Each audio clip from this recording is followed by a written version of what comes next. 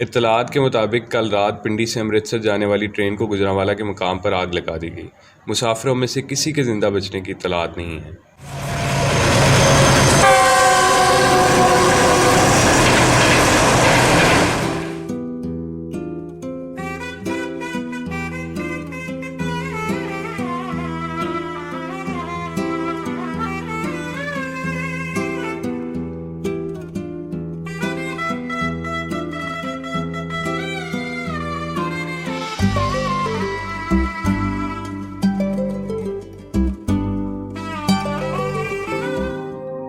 ਵਾਲੇ ਰਹਿਣਾ ਅਸੀਂ ਹੌਜ਼ਰੀ ਦਾ ਕੰਮ ਕਰਨੇ ਪਿੱਛੋਂ ਅਸੀਂ ਉੱਥੋਂ ਆਏ ਲੁਧਿਆਣੇ।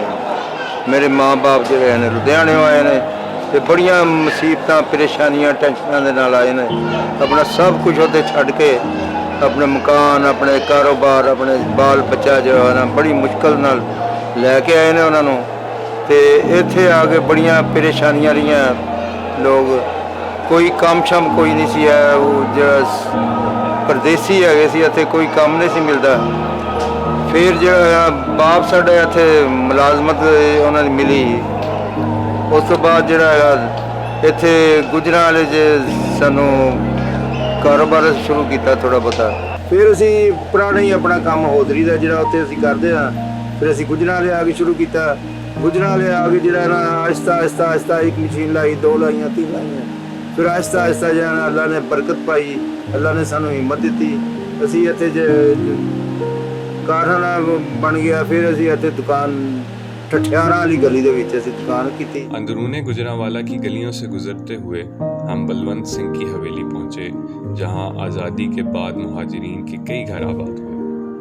انہی میں ایک خاندان آفتاب الحق کا تھا جو یہاں سے واپس جانے کی امید میں آیا اور یہیں کا ہو کر رہے۔ میرے بزرگ جو تھے نا 1947 میں پاکستان میں آئے تو اس وقت ہمارے جو نا یہ ارادے تھے کہ ہم نے واپس چلے جانا ہے۔ تو یہ حویلی تھی اس وقت پرانے زمانے کی۔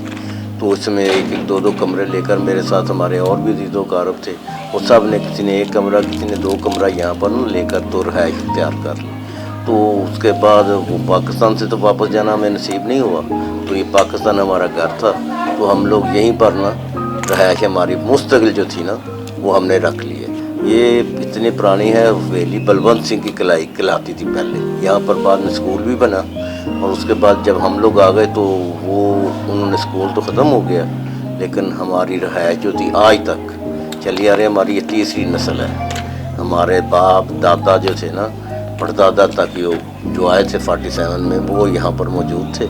اب یہ پہلے جو آپ دیکھیں گے نا تو یہ دیواریں نہیں ہوتی تھیں ہماری، لیکن بعد میں ہم نے اپنی ضرورت کے مطابق یہ دیواریں جو تھیں نا کھڑی کی ہیں کیونکہ فیملی بڑھتی گئی۔ ہم نے پردے کے لیے یہ دیواریں بنا لی۔ آپ گھروں کو دیکھیں ہمارے کو آج بھی وہی طرز تعمیر ہے، ہم نے تبدیل نہیں کیا، صرف بیرونی حصہ ان کو ہم نے بدلی کی ہے، باقی ہر چیز ویسی ویسی۔ اسی حویلی میں ہماری ملاقات سریا بی بی سے ہوئی جو جلندھر سے لاہور آئیں اور شادی کے بعد گجرانوالہ کی اسی حویلی کی ہو کر رہ گئیں۔ ਅਸੀਂ ਛੋਟੇ ਸੀ ਜਿਸ ਤਰ੍ਹਾਂ ਬੱਚੀਆਂ ਤੋਂ ਉਧਰ ਕੋ ਵੱਡੀਆਂ ਸੀਗੀਆਂ ਤੇ ਉਦੋਂ ਲਾਹੌਰ ਆਏ। ਲਾਹੌਰੋਂ ਫਿਰ ਅਸੀਂ ਪਿੰਡੀ ਗਏ। ਪਿੰਡੀ ਰਹਿ ਕੇ ਫਿਰ ਉੱਥੇ ਜਵਾਨ ਹੋਏ ਸਾਰਾ ਕੁਝ ਹੋਇਆ। ਫਿਰ ਸ਼ਾਦੀ ਹੋਈ ਨੂੰ 50 ਤੋਂ 60 ਸਾਲ ਹੋ ਗਏ ਮੇਰੀ ਸ਼ਾਦੀ ਹੋਈ ਨੂੰ ਇੱਥੇ ਹੀ। ਜਦੋਂ ਮੈਂ ਇੱਥੇ ਹੀ ਕਾਲ ਤੇ ਕਿਰਾਏ ਤੇ ਹੁਸ਼ਿਆਰਪੁਰ ਨਾਨੀ ਮੇਰੀ ਸੀ। ਇੱਥੇ ਜਲੰਧਰ ਅਸੀਂ ਸੀਗੇ ਮੇਰੇ ਮਾਂ ਬਾਪ।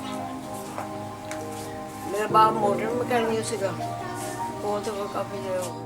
بلونت سنگھ کی حویلی کے نزدیک ہی سردار ہری سنگھ نلوا کی حویلی ہے جس میں اب ایک مزار، مسجد اور درگاہ حافظ غلام رسول قائم ہے۔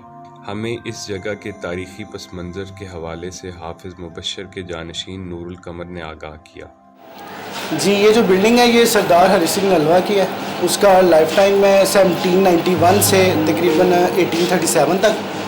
تو یہ بلڈنگ ہے یہاں پہ وہ رہا کرتا تھا رنجیت سنگھ نلوا کا جو سا یہ رنجیت سنگھ کا جو سا جرنیل ہے۔ اور یہ جو بلڈنگ آپ دیکھ رہے ہیں یہ ایک مدرسہ بھی ہے اور ایک مسجد بھی ہے۔ تو اس میں یہ ہے کہ لدھیانہ میں 1840 میں اس مدرسے کی بنیاد رکھی گئی تھی۔ حضرت حافظ غلام رسول صاحب رحمۃ اللہ علیہ انہوں نے اس کی بنیاد لدھیانہ میں رکھی تھی اور اس مدرسے کا ایم یہ تھا کہ جو نابینا بچے ہیں ہم نے ان کو قرآن پاک حفظ کروانا۔ تو اس کے بعد جب 1947 میں انڈیپینڈنس ہوئی जब ये लुधियाना से इधर पाकिस्तान में आ गए तो हमें ये जगह दी गई, हम यहाँ पे आए और वही मदरसा हमने यहाँ पे कंटिन्यू किया। साहिबजादा पीर मुबशर महमूद साहब उन्होंने इस सारे मदरसे की बागडोर संभाली है और अल्हम्दुलिल्लाह आज तक वो इस मदरसे को लुक आफ्टर कर रहे हैं। और यहाँ पे उसी तरह जिस तरह 1840 में बच्चे कुरान पाक हिफ्ज़ कर रहे हैं, आज भी जो है वो यहाँ पे कुरान पाक हिफ्ज़ कर रहे हैं। दूसरी तरफ इसी इमारत के तहखाने आज भी इस इमारत की जंगी अहमियत की अक्कासी करते हैं। तो ये आप देख सकते हैं इसके अंदर पुरानी टाइल का यूज़ हुआ हुआ है और ये जितनी भी आपके सामने डिज़ाइनिंग नज़र आ रही है ये सारी हाथ की बनी हुई है। बाज़ारों के शोर शराबे के बीच पुराने शहर का तारीखी शेरां वाला बाग है जो ना सिर्फ अपनी तारीखी इमारत बल्कि रवायती मिट्टी के अखाड़े पुराने शहर की खुशबू से शनासाई करवाते हैं। ये अखाड़ा है अखाड़ा आज़म पहलवान मुकाबले का शेरां वाला बाग, और बाग में और भी 4-5 अखाड़े हैं। अच्छा पहलवान, शेर पाकिस्तान, मनी पहलवान,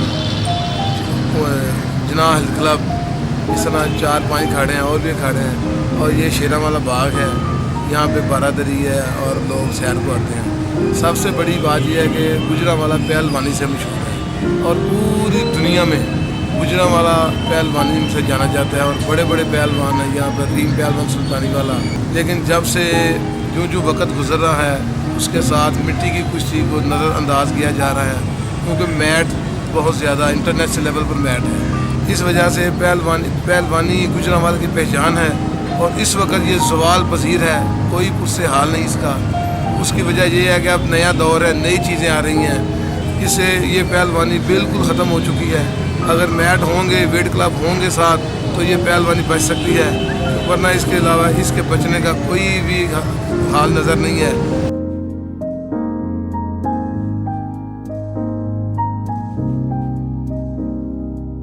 पुराने शहर का इलाका गुरु नानकपुरा अपने नाम और जायके के लिहाज से मशहूर है, लेकिन हाल ही में इसका नाम गैर इस्लामी करार देकर बदल दिया गया। मुझे डर है कि गुम ना हो जाऊं मैं कहीं ज़माने के शोर में, मेरी दीवारें मेरी खुशबू मान ना पड़ जाए, रह न जाए एक सीमट की इमारत और ढह न जाए मेरी तंग गलियां। मेरी रूह में बस गया है तू सांसी, मेरी जुस्तजू है बकाए रूह तेरा।